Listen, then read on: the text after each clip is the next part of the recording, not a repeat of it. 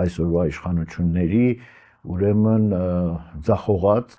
միտումնավոր եւ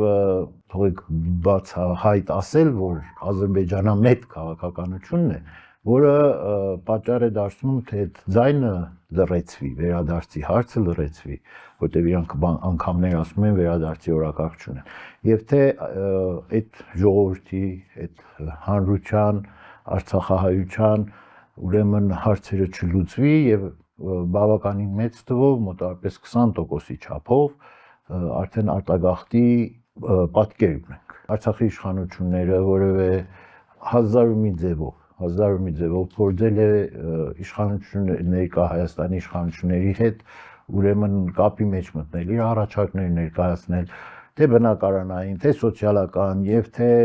ընդհանրապես կենցաղային հարցերի կապակցությամբ մշակութային հավաքականությունը պահելու սովորություններն ու ավանդույթները ավելի հարազատ շրջանակում կազմակերպելու համար հասարակական կազմակերպություններ, պետական շրջանակներ